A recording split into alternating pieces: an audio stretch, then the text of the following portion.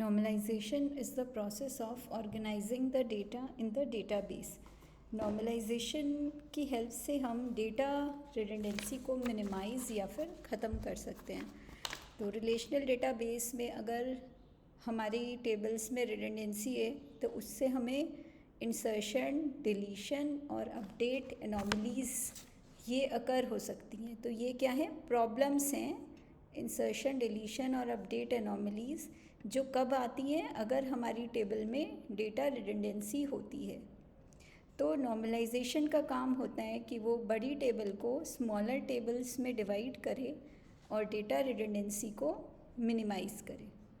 अगर आपसे एग्ज़ाम में पूछा जाता है व्हाट इज़ डेटा रिडंडेंसी, तो उसमें भी आप यही चीज़ लिखेंगे कि डेटा रिडंडेंसी का मतलब होता है सेम डेटा का रिपीट होना, जिसकी वजह से क्या प्रॉब्लम्स आती है.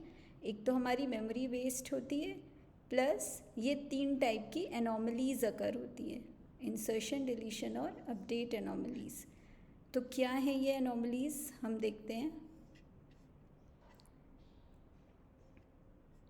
जैसे कि इस टेबल में आप देख रहे हो कि ये एक स्टूडेंट की टेबल है जिसमें स्टूडेंट की डिटेल्स के साथ साथ हमने ब्रांच, हेड, उस ब्रांच के हेड और ऑफिस के टेलीफोन नंबर की डिटेल्स रख रखी हैं. तो सेम टेबल में हमने ये 5 चीज़ें रख रखी हैं. तो आप देख रहे होगे कि हेड की डिटेल्स, एचओडी की डिटेल्स यहाँ रिपीट हो रही हैं. हर स्टूडेंट, जब भी आप एक नए स्टूडेंट की एंट्री करोगे तो आपको हेड और ऑफिस टेलीफोन नंबर बार बार आपको यहाँ लिखना पड़ेगा, जिस वजह से डेटा रिडंडेंसी अकर हो रही है. तो इसको हम कहते हैं इंसर्शन एनॉमली. इंसर्शन एनॉमली का मतलब होता है कि इंसर्शन में हमें क्या प्रॉब्लम आ रही है. एनॉमली का मतलब होता है प्रॉब्लम. तो इस टेबल में रिडंडेंट डेटा की वजह से क्या होगा कि अब आप इसमें तब तक एक नए स्टूडेंट की एंट्री नहीं कर पाओगे जब तक आपको उसकी ब्रांच की डिटेल पता नहीं होगी. ठीक है, क्योंकि ब्रांच की डिटेल्स को भी हमने स्टूडेंट की डिटेल्स के साथ स्टोर कर रखा है. तो इसे हम कहते हैं एनॉमली, इंसर्शन एनॉमली. तो डेटा रिडंडेंसी की वजह से हमने देखा कि इंसर्शन में प्रॉब्लम आ रही है. इसी तरीके से डेटा रिडंडेंसी की वजह से अपडेशन में प्रॉब्लम आएगी. अपडेशन में क्या प्रॉब्लम आएगी, मान लीजिए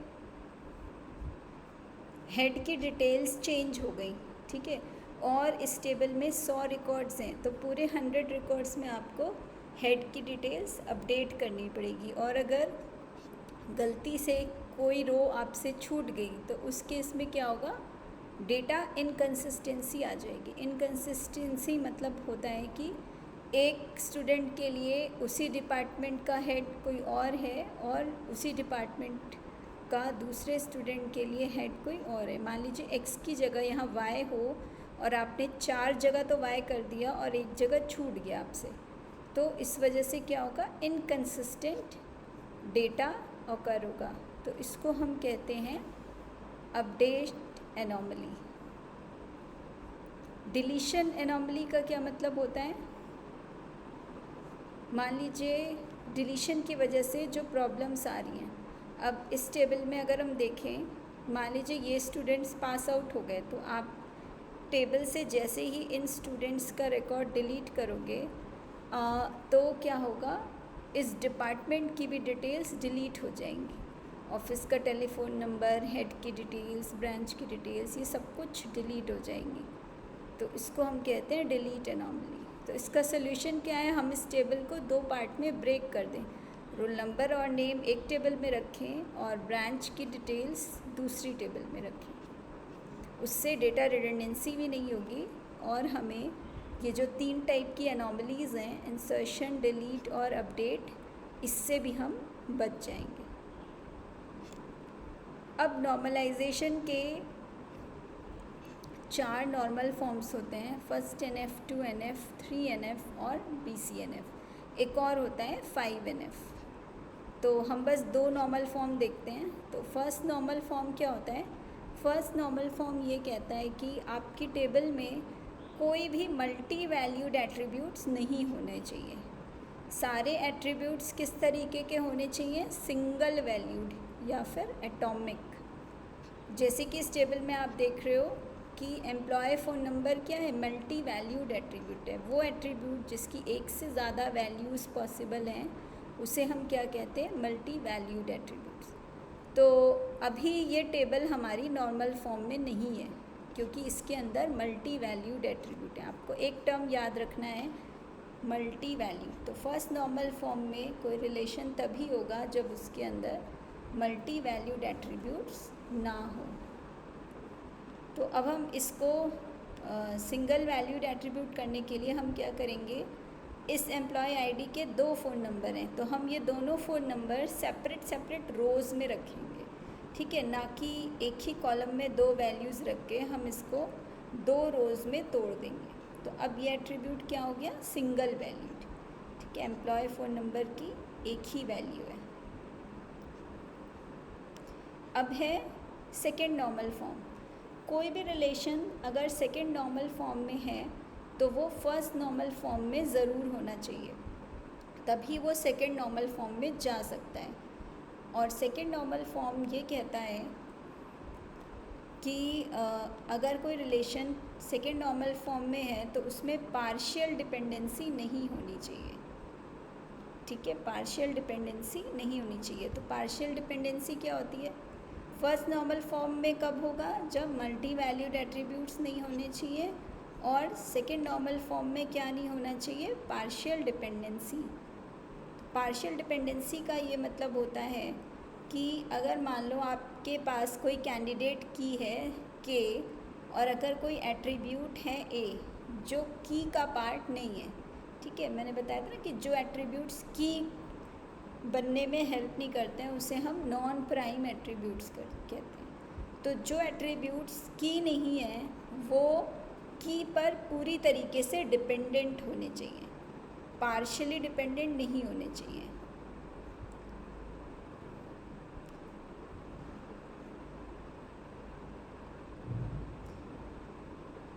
अब जैसे ये टेबल है, स्टूडेंट नंबर है, कोर्स नंबर है और कोर्स फीस है, ठीक है, तो हर कोर्स के लिए एक स्पेसिफिक कोर्स फीस है, ठीक है, और इस टेबल की क्या है, स्टूडेंट नंबर और कोर्स नंबर का कॉम्बिनेशन, ठीक है। तो कैंडिडेट की क्या हो गई, स्टूडेंट नंबर कोर्स नंबर, लेकिन यहाँ पे एक फंक्शनल डिपेंडेंसी है, course fee is depend on course number, और कोर्स नंबर क्या है, इस कैंडिडेट की का सबसेट है। तो ये क्या हो गया, ये वो एट्रीब्यूट जो की नहीं है, कोर्स फी की तो है नहीं, लेकिन ये पार्शियली डिपेंड कर रहा है की एट्रीब्यूट पे, कोर्स नंबर पे, इसको फुल्ली डिपेंडेंट करना चाहिए था इस पे। तो इस वजह से ये अभी सेकेंड नॉर्मल फॉर्म में नहीं है। तो हम इसको सेकेंड नॉर्मल फॉर्म में लाने के लिए क्या करेंगे, हम इसे 2 टेबल में स्प्लिट कर देंगे, स्टूडेंट नंबर कोर्स नंबर, और दूसरी टेबल हो जाएगी कोर्स नंबर और कोर्स फीस, ठीक है। तो ये है आपका second normal form. Next topic है बहुत इंपॉर्टेंट, PL/SQL। PL का मतलब होता है प्रोसीजरल लैंग्वेज, ठीक है। SQL में अभी तक आपने क्वेरीज़ पढ़ी थी, ठीक है, जो एक 2 लाइन की क्वेरीज़ होती हैं, लेकिन हम SQL में कुछ छोटे कोड ब्लॉक्स भी लिख सकते हैं, जैसे प्रोसीजरल लैंग्वेज, जैसे C में आप कोडिंग करते हो ना, आप एक फंक्शन बनाते हो, तो उसी तरीके से हम SQL में भी लूप लगा सकते हैं, इफ़ एल्स लगा सकते हैं। तो इसको हम कहते हैं PL/SQL। तो PL/SQL is the combination of SQL with the procedural features of programming language, ठीक है। तो अगर हम SQL के साथ प्रोसीजरल फीचर्स यूज़ कर लें प्रोग्रामिंग लैंग्वेज की, तो उसे हम क्या कहते हैं, PL/SQL। तो PL/SQL ब्लॉक किस तरीके से होता है, इसके 3 पार्ट होते हैं। जैसे C में आपने देखा होगा, जब आप कोड करते हो आप पहले डिक्लेयर करते हो वेरिएबल, फिर आप फंक्शन लिखते हो, ठीक है, जो आपका एग्जीक्यूशन सेक्शन होता है, और आपका एक सेक्शन होता है एरर हैंडलिंग, जिसमें आप एरर को हैंडल करते हो। तो इसी तरह PL/SQL ब्लॉक के 3 पार्ट्स हैं, डिक्लेरेशन सेक्शन, एग्जीक्यूशन सेक्शन और exception handling section. Declaration section optional है, एग्जीक्यूशन सेक्शन मैंडेटरी है, और एरर सेक्शन भी क्या है, ऑप्शनल है। तो डिक्लेरेशन सेक्शन में क्या हम करते हैं, डिक्लेरेशन सेक्शन में हम वेरिएबल्स, कॉन्स्टेंट्स, इनको हम डिक्लेयर करते हैं। तो डिक्लेयर सेक्शन शुरू होता है डिक्लेयर कीवर्ड से, ठीक है। जब भी आप डिक्लेरेशन सेक्शन लिखोगे तो PL/SQL कुछ नहीं है, एक छोटा सा कोड का ब्लॉक है, ठीक है, जिसमें हम प्रोग्रामिंग लैंग्वेज के थ्रू एक छोटा सा कोड लिखते हैं जिसमें हम SQL के स्टेटमेंट्स को चला सकते हैं। तो डिक्लेयर स्टार्ट होगा डिक्लेयर कीवर्ड से, इसमें हम वेरिएबल्स, कॉन्स्टेंट्स को डिक्लेयर करेंगे। एग्जीक्यूशन सेक्शन जहाँ पे हमारा मेन फंक्शनैलिटी होगी वो शुरू होगा बिगिन से और एंड होगा एंड कीवर्ड से, ठीक है। तो जो भी आपके प्रोग्राम का लॉजिक होगा वो किस में लिखा होगा, एग्जीक्यूशन सेक्शन में। और एक्सेप्शन सेक्शन किससे शुरू होगा, एक्सेप्शन कीवर्ड से, ठीक है। सिंपल है ये। डिक्लेरेशन सेक्शन डिक्लेयर कीवर्ड से शुरू होगा, एग्जीक्यूशन सेक्शन बिगिन से शुरू होगा और एंड से फिनिश होगा, और एक्सेप्शन सेक्शन एक्सेप्शन कीवर्ड से स्टार्ट होगा।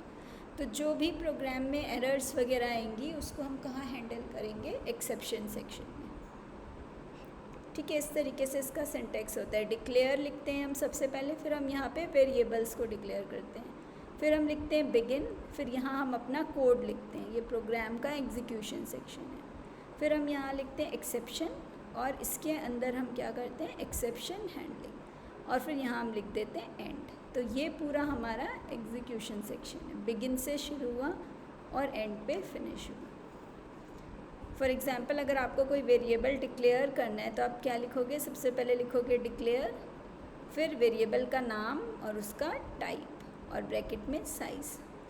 डिक्लेयर, वेरिएबल का नाम, उसका टाइप। तो ये है आपका PL/SQL। नेक्स्ट टॉपिक है कर्सर। कर्सर का यूज़ हम करते हैं जब हमें रो बाय रो कोई चीज़ अपडेट करनी होती है, ठीक है। कर्सर एक बार में एक रो पे वर्क करता है। तो फॉर एग्ज़ाम्पल अगर आपको अपडेट क्वेरी चलानी है, आपको अपडेट करना है, आपने क्वेरी लिखी कि update table student where student ID is greater than 10, तो पहले क्या होगा, सारी रोज़ सेलेक्ट होंगी जहाँ जहाँ स्टूडेंट ID ग्रेटर देन 10 होगा। तो वो सारी रोज़ कहाँ आ जाएंगी, कर्सर के एक्टिव डेटा सेट में, ठीक है। The data that is stored in the cursor is called active data set, ठीक है। तो जब आपने लिखा अपडेट टेबल सेट, अब आप लिखोगे आपको क्या चीज़ सेट करनी है, set branch equals to civil where student ID is greater than 10। तो जितने भी रिकॉर्ड्स होंगे जहाँ जहाँ स्टूडेंट ID 10 से ऊपर होगी वो सारे रिकॉर्ड्स पहले एक्टिव डेटा सेट में आ जाएंगे। फिर कर्सर क्या करेगा, वन बाय वन उन रोज़ को क्या करेगा, अपडेट करेगा।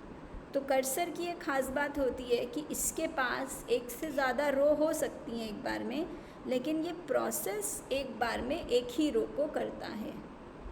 सो a cursor can hold more than one row but it can process only one row at a time.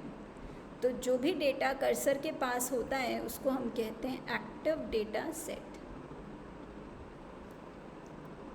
जैसे ये आपका एक्टिव डेटा सेट है कर्सर का, इसमें ये 5 रोज़ हैं और कर्सर इस वक्त किस वक्त है, 3rd रो पे, ठीक है। ये वन बाय वन एक एक रो को प्रोसेस करेगा, ठीक है। एक एक रो का डेटा क्या करेगा, ये अपडेट करेगा। कर्सर के एक्शंस हैं 5। डिक्लेयर कर्सर, जब भी हम अपने SQL में कर्सर बनाएंगे तो सबसे पहले उसे डिक्लेयर करेंगे, ठीक है। फिर कर्सर को ओपन करेंगे, फिर फेच करेंगे।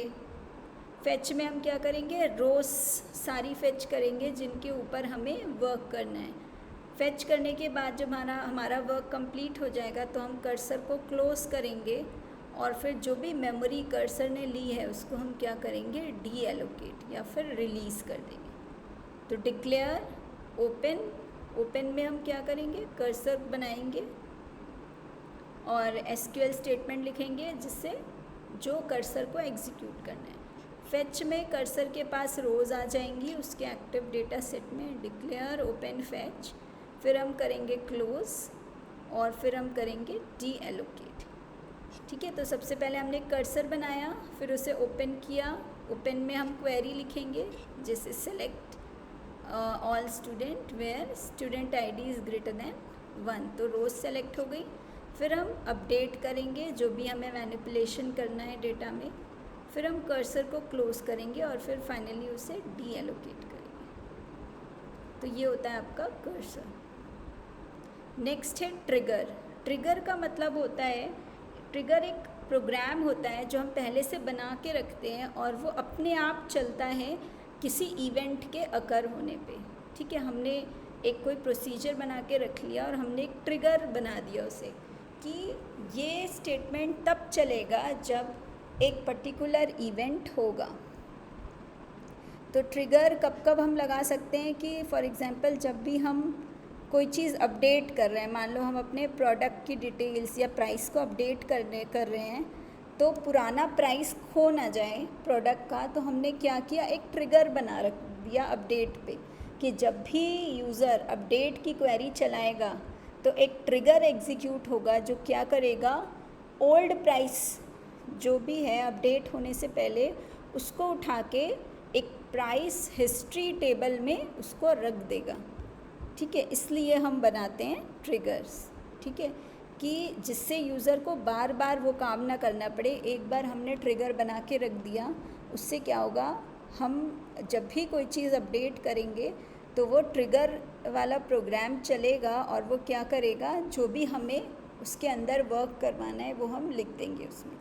ठीक है, जैसे अपडेट पे हमने एक ट्रिगर बना दिया कि जब भी कोई प्रोडक्ट का प्राइस अपडेट करे तो एक ट्रिगर प्रोग्राम एग्जीक्यूट हो जो क्या करेगा, ओल्ड प्राइस को एक दूसरी टेबल में जाके स्टोर कर लेगा।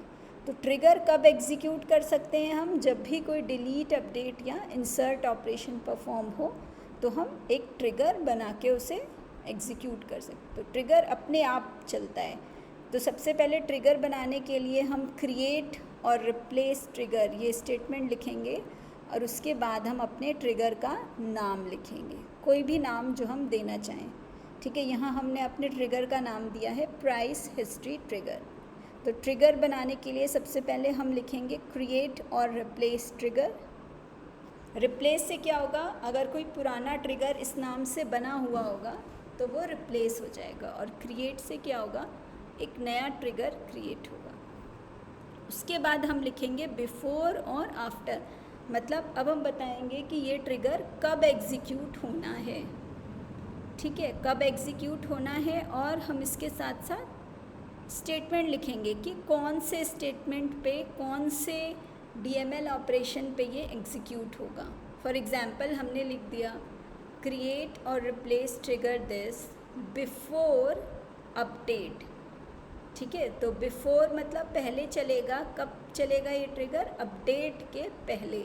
जब भी आप कोई चीज़ अपडेट करोगे टेबल में तो एक उसके उस अपडेट ऑपरेशन के पहले एक ट्रिगर चलेगा, और ट्रिगर क्या करेगा, जो भी हमने ट्रिगर के अंदर लिखा है वो वर्क ट्रिगर करने लगेगा। नेक्स्ट टॉपिक है नो एसक्यूएल। तो ट्रिगर में सबसे इम्पॉर्टेंट लाइन ये है कि ट्रिगर्स ऐसे प्रोग्राम होते हैं जो ऑटोमेटिकली एग्जीक्यूट होते हैं। ठीक है, इनको एक्सप्लिसिटली नहीं कॉल करना पड़ता, ये ऑटोमेटिकली एग्जीक्यूट होते हैं जब भी कोई इवेंट अकर होता है। ठीक है, अब यहाँ इवेंट क्या हो गया, अपडेट या डिलीट या इंसर्ट। नेक्स्ट है नो एसक्यूएल। नो एसक्यूएल क्या है, ये भी एक टाइप का डेटाबेस है। ठीक है, लेकिन ये रिलेशनल डेटाबेस नहीं है। ठीक है, ये अनस्ट्रक्चर्ड डेटा है, इसका कोई फिक्स्ड फॉर्मेट नहीं है।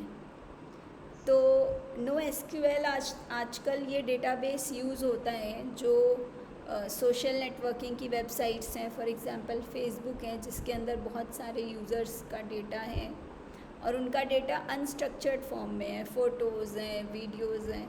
तो ये सब कहाँ स्टोर हो रहा है, ह्यूज अमाउंट ऑफ डेटा को स्टोर करने के लिए हम क्या यूज़ करते हैं, no SQL database. So NoSQL database is used for storing large amount of data and the data is in unstructured form. तो एडवांटेजेस क्या है NoSQL की? ये क्वेरी लैंग्वेज को सपोर्ट करता है, फास्ट परफॉर्मेंस है इसकी और ये स्केलेबल है, मतलब हम इसे जितना मर्जी बढ़ा सकते हैं, ठीक है। अब कुछ एग्जांपल्स हैं NoSQL डेटाबेस के, जैसे MongoDB है और अमेज़न का SimpleDB है। तो ये सब क्या है? NoSQL के डेटाबेसेस हैं। Companies like Facebook use NoSQL database to store large volume of data. जब भी हमें बहुत लार्ज, बहुत हैवी डेटा स्टोर करना पड़ता है जो अनस्ट्रक्चर्ड फॉर्मेट में है, जिसका कोई फिक्स स्कीमा नहीं है, तो वहाँ पे हम क्या यूज़ करेंगे? NoSQL database. तो 3 टाइप के आपके NoSQL डेटाबेस हैं। की वैल्यू पेयर बेस्ड, जिसको हम जेसन फॉर्मेट भी कहते हैं, जावास्क्रिप्ट ऑब्जेक्ट नोटेशन, ठीक है, जेसन फॉर्मेट, इसमें की वैल्यू फॉर्म में आपका डेटाबेस होता है। दूसरा होता है डॉक्यूमेंट बेस्ड या फिर XML फॉर्म में, और तीसरा है आपका ग्राफ बेस्ड। तो ये 3 टाइप के NoSQL डेटाबेस हैं। तो ये आपके लास्ट 2 यूनिट्स के टॉपिक है। अब कुछ इम्पॉर्टेंट टॉपिक्स, जैसे पिछले 2 साल के क्वेश्चन पेपर में पूछा गया डेटा टाइप्स इन SQL, ठीक है, क्या मेन डेटा टाइप्स यूज़ होते हैं SQL में। तो इसमें आपका आ गया कैर क्या होता है? फिक्स लेंथ कैरेक्टर स्ट्रिंग होता है with maximum size of 32767 bytes. Char 2 का मतलब है, का मतलब है वेरिएबल, तो ये वेरिएबल लेंथ कैरेक्टर स्ट्रिंग है with maximum size of 32767। Third है रॉ भी क्या है? एक डेटा टाइप है। इसको ऐसे डिक्लेयर करते हैं, वेरिएबल का नाम, फिर रॉ और फिर मैक्सिमम साइज। डेट भी आपका एक डेटा टाइप है, जिसमें YYY DDMM फॉर्म में हमारा डेटा स्टोर होता है, ईयर, फिर डेट और फिर मंथ। फिर नेक्स्ट है SQL कंस्ट्रेंट्स और इंटीग्रिटी कंस्ट्रेंट्स। ये मैं पढ़ाया भी था मैंने आप लोग को। कंस्ट्रेंट्स क्या होते हैं? चेक्स जो हम लगाते हैं अपने डेटाबेस पे कि उसका डेटा कैसा होना चाहिए। तो ये क्वेश्चन इंटीग्रिटी कंस्ट्रेंट्स के नाम से भी पूछा जाता है और SQL कंस्ट्रेंट्स के फॉर्म के नाम से भी पूछा जाता है। तो इसमें क्या आ जाता है हमारा? नॉट नल, यूनिक, प्राइमरी की, फॉरेन की, ये सब क्या है? हमारे कंस्ट्रेंट्स हैं। नॉट नल का मतलब होता है कि हमने उस कॉलम की वैल्यू रिस्ट्रिक्ट कर दी कि उसमें नल वैल्यू अलाउड नहीं है। फॉर एग्ज़ाम्पल, हमने स्टूडेंट टेबल बनाई और यहाँ लिख दी स्टूडेंट ID किस टाइप की होगी? इंटीजर टाइप की, और वो नॉट नल होगी। मतलब जब भी आप कोई रो इंसर्ट करोगे तो आप स्टूडेंट ID को नल नहीं छोड़ सकते, खाली नहीं छोड़ सकते, आपको स्टूडेंट ID लिखनी पड़ेगी। यूनिक कंस्ट्रेंट्स का मतलब होता है कि वो वैल्यू यूनिक होनी चाहिए। जैसे हमने यहाँ लिख दिया student ID should be not null and unique, तो इस पर 2 कंस्ट्रेंट्स लग गए। नॉट नल और यूनिक के कॉम्बिनेशन को हम प्राइमरी की भी कहते हैं, ठीक है, प्राइमरी की कंस्ट्रेंट्स। फिर होता है फॉरेन की कंस्ट्रेंट। फॉरेन की कंस्ट्रेंट क्या करता है? 2 टेबल्स को आपस में रिलेट करता है। फॉर एग्ज़ाम्पल, ये आपकी कस्टमर टेबल है, कस्टमर डिटेल टेबल, और ये आपकी ऑर्डर डिटेल टेबल है, जिसमें भी क्या है? एक फील्ड कस्टमर ID। तो कस्टमर टेबल में कस्टमर ID प्राइमरी की है और ऑर्डर टेबल में कस्टमर ID क्या है? फॉरेन की। तो कस्टमर ID की वैल्यूज़ ऑर्डर टेबल में कहाँ से आनी चाहिए? कस्टमर डिटेल से। तो इसलिए हम क्या करेंगे? यहाँ पे एक फॉरेन की बनाएंगे, CID। जब हम ऑर्डर टेबल डिफ़ाइन करेंगे तब हम बताएंगे कि CID इज़ फॉरेन की, जो किसको रेफ़र कर रही है, ठीक है। 3 कीवर्ड्स याद रखने जब हम फॉरेन की बनाते हैं। CID, इसका टाइप दिया, फॉरेन की, रेफरेंसेस में हम बताएंगे कि ये फॉरेन की कौन से टेबल के कौन से कॉलम को रेफ़र कर रही है। सो रेफरेंसेस कस्टमर डिटेल टेबल के कस्टमर आईडी कॉलम को ये रेफ़र कर रहा है। तो अब इस पर एक कंस्ट्रेंट्स लग गया। अब अगर आप ऑर्डर टेबल में कस्टमर आईडी एंटर करोगे 105 जो कि यहाँ एग्जिस्ट नहीं करती है, तो ये आपको एरर देगा। ठीक है, इसलिए हम लगाते हैं फॉरेन की।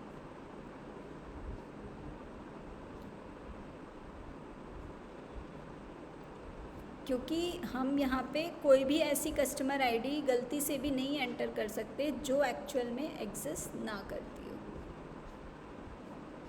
ठीक है, नेक्स्ट है एक टॉपिक है इसमें सिक्योरिटी, जो अक्सर पूछा जाता है कि एन्क्रिप्शन क्या होता है। एन्क्रिप्शन का मतलब होता है हम अपने डेटा को किसी दूसरे फॉर्म में कन्वर्ट कर दें जिससे कि कोई दूसरा यूज़र उसे पढ़ ना पाए। ठीक है, जिसको कोड पता होगा वही उस मैसेज को डिकोड करके या डिक्रिप्ट करके उसे ओरिजिनल फॉर्म में लाके पढ़ सकता है। ठीक है, तो इस प्रोसेस को हम कहते हैं एन्क्रिप्शन। जैसे ये एन्क्रिप्शन है, ये आपका कोई मैसेज है प्लेन टेक्स्ट, इसको हमने एक की या एक कोड लगा के और कुछ एल्गोरिथम लगा के हमने इसे क्या बना दिया, अनरीडेबल फॉर्म में बना दिया, जिसे हम कहते हैं साइफर टेक्स्ट। तो साइफर टेक्स्ट क्या है? जब हम प्लेन टेक्स्ट को एनक्रिप्ट करके अनरीडेबल टेक्स्ट में बदल देते हैं जिसको नॉर्मल यूज़र पढ़ नहीं सकता, तो उसको हम कहते हैं साइफर टेक्स्ट। ठीक है,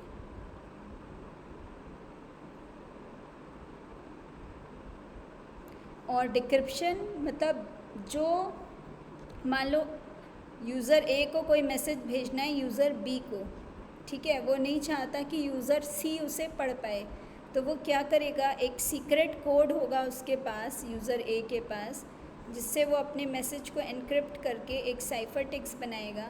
फिर वही की वो किसे देगा, यूज़र बी को। ठीक है, यूज़र बी अब ये मैसेज इसी की से वापस से डिक्रिप्ट होगा। डिक्रिप्शन का मतलब होता है एनक्रिप्शन का रिवर्स।